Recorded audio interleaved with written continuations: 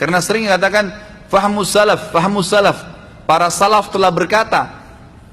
Salaf maksudnya sahabat nih, gitu, yang ambil dari Nabi SAW. Makanya kita temukan para asatidz dan dai-dai kita menyampaikan pemahaman ahli sunnah yang benar ini pasti mengatakan firman Allah SWT ini, lalu pasti disebutkan itu seringkali Ibnu Abbas berkata, Ibnu Umar berkata, Abu Hurairah meriwayatkan, sahabat semua tuh. Nanti kalau ada misalnya beberapa riwayat, baru ada pendapat ulama mengatakan riwayat ini lebih kuat. Misalnya ini diriwayatkan Imam Bukhari. Ada orang berkata, jangan pahami Al-Quran dan hadis dan pemahaman Anda sendiri, tapi pahamilah sesuai dengan pemahaman para ulama. Kalau kita katakan maaf, ulama yang mana dulu? Kalau dia menjawab, yang pertama ulama para sahabat. Sahih. Kucing bukan najis. Apakah memang benar kaidahnya seperti itu? Ya, memang itu pendapat saya.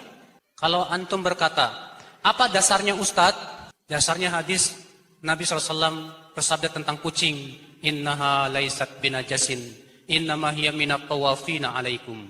Sesungguhnya ia tidak najis.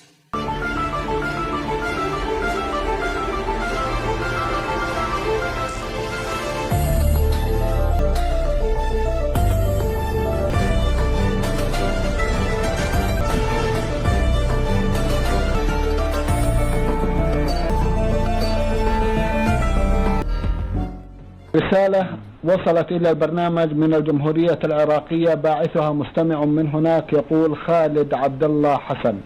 الأخ خالد له جمع من الأسئلة، من بينها سؤال يقول: سمعت بالوهابية، فمن هم؟ الوهابية هم أتباع الشيخ الإمام محمد بن عبد الوهاب بن سليمان بن علي التميمي الحنبلي المتوفى سنة 600 وألف من الهجرة. كانت وفاته رحمه الله سنة 600 وألف من الهجرة في الدرعية، قبره معروف.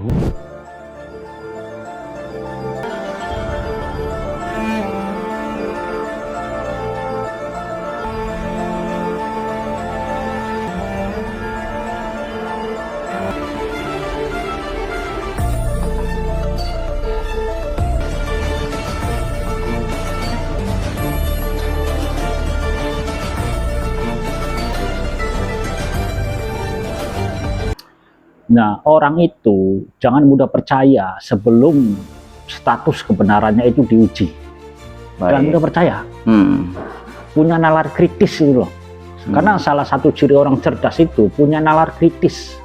Nalar kritis itu adalah nalar yang tidak gampang percaya oleh pengakuan-pengakuan yang masih sifatnya itu bungkusan. Kita harus tahu isinya. Bahkan bukan hanya sekedar isi, harus tahu isi di dalam isi. Sampai dalam begitu orang yang punya nalar kritis, motif. Nah, sekarang saya terangkan, bener nggak Ustadz Salafi ikut pemahaman sahabat? Kan harus diuji. Setelah saya uji, ternyata bohong, tidak terbukti. Coba caranya bagaimana coba? Hidup di zaman sekarang, mengikuti pemahaman sahabat yang sudah ribuan tahun yang lalu. Caranya bagaimana? Satu-satunya cara untuk ikut pemahaman sahabat adalah ikut mazhab akhirnya. Begitu kita ikut mazhab, maka sanad ilmunya itu akan nyambung sampai kepada sahabat.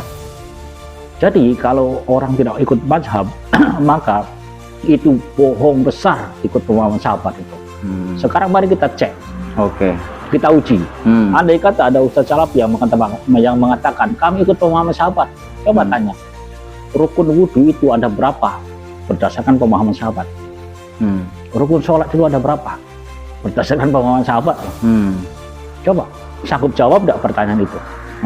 Bingung, nanti mereka muter-muter jawabnya itu tanpa muter-muter, tapi nggak terjawab tetap. Jadi kalau saya analisa lebih dalam hal ini, mereka itu sebenarnya ikut pemahaman Muhammad bin Abdul Wahab. Kenapa mereka akhirnya tidak mengakui, akhirnya beralih ikut ke sahabat kan? Itu yang disebut taqiyah sebenarnya.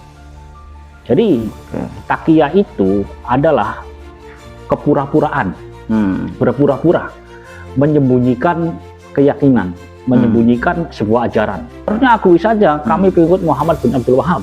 Selesai urusan, tidak ikut ngaku-ngaku ikut sahabat. Karena secara fakta tidak terbukti.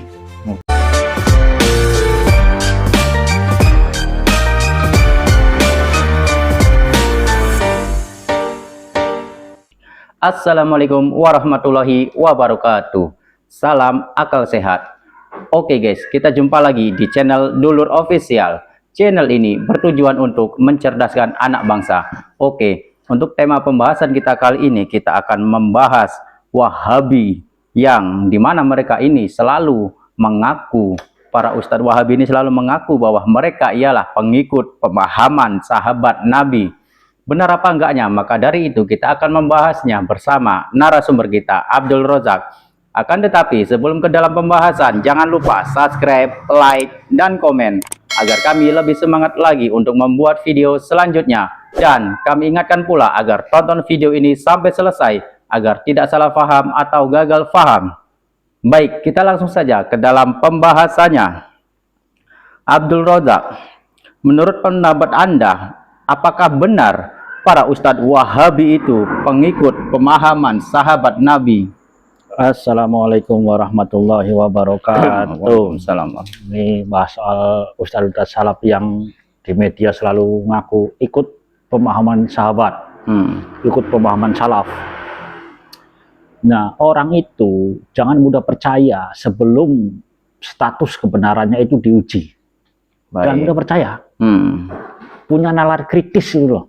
Karena salah satu ciri orang cerdas itu punya nalar kritis. Tapi kan tidak banyak orang yang mempunyai nalar kritis itu. Makanya kalau nggak banyak, kita kasih pencerahan pada umat kan, pada masyarakat itu, bahwa salah satu ciri orang cerdas itu punya nalar yang kritis. Nalar kritis itu adalah nalar yang nggak gampang percaya oleh pengakuan-pengakuan gitu, yang masih sifatnya itu bungkusan. Kita harus tahu isinya. Bahkan bukan hanya sekedar isi, harus tahu isi di dalam isi. Sampai dalam begitu orang yang punya nalar kritis, motifnya. Nah, sekarang saya terangkan, bener nggak ustadz Salafi itu ikut pemahaman sahabat? Kan harus diuji. Setelah saya uji, ternyata bohong, tidak terbukti. Coba caranya bagaimana? Coba hidup di zaman sekarang, mengikuti pemahaman sahabat yang sudah ribuan tahun yang lalu. Caranya bagaimana? Satu-satunya cara untuk ikut pemahaman sahabat adalah ikut mazhab akhirnya. Satu-satunya cara loh. Bukankah Wahabi ini tidak bermanhab? Mereka tidak ikut mazhab. Karena apa? Coba sebutkan satu saja sahabat Nabi yang merumuskan ilmu tentang fikih. Cek di banyak kitab. Nggak ada. Yang merumuskan tentang syarat rukun sholat, syarat rukun wudhu, yang membatalkan wudhu, yang membatalkan sholat. Nggak ada. Atau yang merumuskan tentang syarat-syarat puasa, yang membatalkan puasa. Ada sahabat yang menerangkan, merumuskan begitu. Nggak ada. Satu-satunya cara itu harus ikut mazhab dulu. Begitu kita ikut mazhab, maka sanad ilmunya itu akan nyambung sampai kepada sahabat. Jadi kalau orang tidak ikut mazhab, maka itu bohong besar ikut pemahaman sahabat itu. Sekarang mari kita cek. Kita uji. Andai kata ada ustadz Salafi yang mengatakan kami ikut pemahaman sahabat, coba tanya, rukun wudhu itu ada berapa berdasarkan pemahaman sahabat? Rukun sholat itu ada berapa berdasarkan pemahaman sahabat loh. Coba sanggup jawab tidak pertanyaan itu? Bingung, nanti mereka muter-muter jawabnya itu tanpa muter-muter, tapi nggak terjawab tetap. Jadi kalau saya analisa lebih dalam hal ini, mereka itu sebenarnya ikut pemahaman Muhammad bin Abdul Wahab.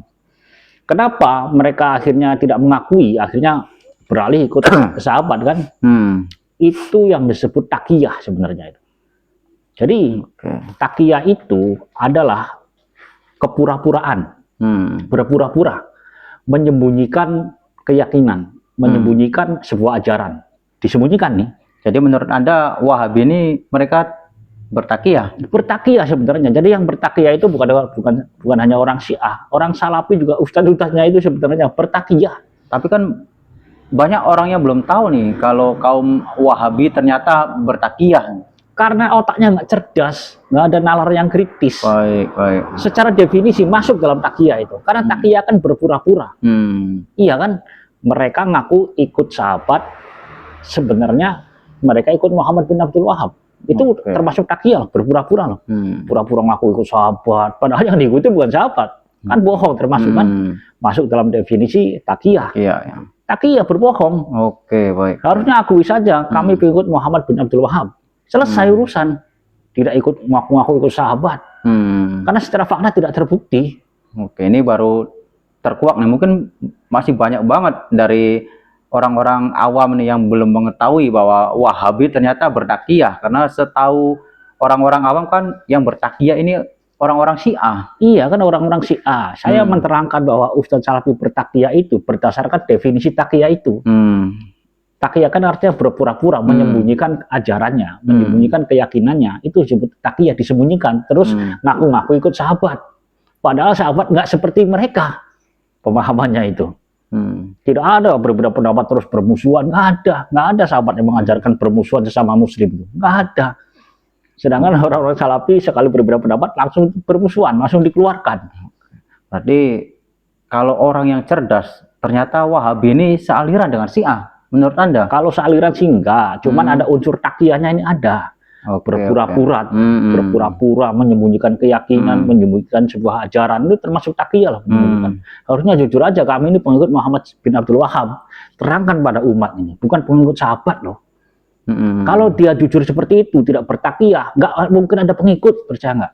Ya, adapun itulah. sedikit, adapun ada, kalaupun ada nih sedikit yang minat itu, karena mereka jujur, tapi karena mereka bertakiyah, akhirnya banyak pengikutnya. Sama seperti orang Syiah, kalau orang bertakiyah banyak pengikutnya kan, sama seperti dukun. Dukun itu sebenarnya masuk dalam takiyah lagi, berpura-pura berbohong kan.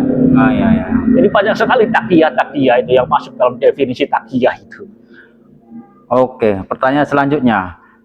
Menurut Anda, berarti secara tidak langsung para Ustadz Salafi ini, menurut Anda melakukan takiyah seperti ulama-ulama Syiah? Ada unsur takiyahnya itu ada, karena sesuai definisi takiyah itu berpura-pura, menyembunyikan keyakinannya. Kan keyakinan mereka itu kan mengikuti ajarannya Muhammad bin Abdul Wahab. Tapi ngakunya apa coba? Ikut pemahaman sahabat. Tapi yang banyak ngaku-ngaku mengikuti pemahaman sahabat kan para jamaahnya. Itu memang diakui di media-media pun banyak dari kaum-kaum Wahabi yang mengaku bahwa mereka pengikut pemahaman sahabat. Iya, makanya kita harus punya nalar kritis. Kan kalau ikut sahabat harus dibuktikan, harus diuji. Coba tanya, syarat rukun wudhu berdasarkan pemahaman sahabat itu ada berapa? Syarat rukun sholat ada berapa? Bisa tidak mereka jawab? Berdasarkan pemahaman sahabat loh. Dan harus ada referensinya. Nggak mungkin bisa jawab. Karena memang generasi sahabat itu satu-satunya cara untuk ikut pemahaman sahabat harus ikut lewat mazhab. Itu satu-satunya cara. Tidak ada cara lain. Tidak ada cara lain. Akhirnya sanadnya itu nyambung. Sedangkan mereka sanadnya terputus. Oke. Makanya saya terangkan bahwa Ustadz Salafi itu banyak bohongnya. Bohongan termasuk takiyah lagi tuh. Jadi banyak sekali takiyah. Tadi kan Anda berbicara mengenai akal, harus mempunyai akal yang kritis. Bagaimana pengikut Wahabi akan mempunyai akal yang kritis, sedangkan pengikut Wahabi sendiri pun telah kena doktrin oleh ustadz-ustadz merekanya sendiri. Nah, makanya salah satu pikiran kritis itu, dia nggak gampang percaya itu. Salah satu dasarnya itu.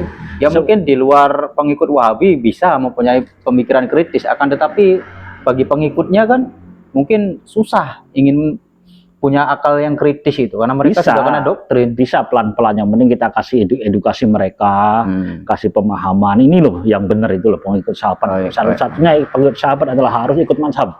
Itu satu-satu cara loh. Karena nggak ada cara lain selain harus ikut ikut mazhab ini, nggak ada. Coba bayangkan, dalil dipahami sendiri. Bayangkan, syarat rukun wudhu, syarat rukun sholat dipahami sendiri, soal najis dipahami sendiri. Dari mana ikut sahabatnya? Dari mana ikut sahabatnya? Sampai-sampai Ustadz Wahab ini menyatakan bahwa semua air kencing itu suci. Nah, itu kan pemahaman siapa coba? Ustadznya ngaku sendiri, pemahaman saya, itu pendapat saya. Berarti kan orang yang mengikuti orang-orang Wahabi itu sebenarnya ikut pemahaman ustadznya. Baik. Ikut ustadznya, bukan ikut sahabat. Pemahaman sahabat ya? Iya, yang cerdas dikit loh orang-orang salaf gitu. Oke, mungkin ini soal agama soalnya itu. Ini mungkin pernyataan Anda ini bisa membuat orang-orang Salafi atau pengikut Salafi ini mereka merasa seperti dicambuk badannya nih mungkin. Tapi ya apapun itu kalau demi kebaikan, namanya juga seperti kayak orang minum obat. Nah, walaupun pahit juga ya ditelan saja, tapi kita rasakan khasiatnya itu ya. Jadi begini, yang namanya yang namanya kebenaran itu, pertama kita harus berani menyampaikannya walaupun pahit. Walaupun pahit. Dan ada lagi unsur yang kedua yang orang-orang Salafi nggak paham. Yang namanya kebenaran itu bukan hanya harus berani menyampaikan walaupun pahit, tapi harus bisa menelan walaupun pahit. Baik. Harus bisa menerima walaupun pahit itu. Oke. Walaupun pahit bagi hati dia merona-rona, tetap harus diterima itu kalau kebenaran. Karena ini untuk keselamatan kedepannya ya. Untuk keselamatan mereka dunia akhirat itu. Oke, baik. Terima kasih banyak atas penjelasannya yang begitu detail dan rinci. Oke guys, akhirnya kita sudah sampai di penghujung acara. Kita akhiri saja video kita kali ini. Kita akan berjumpa lagi di video selanjutnya. Wassalamualaikum warahmatullahi wabarakatuh.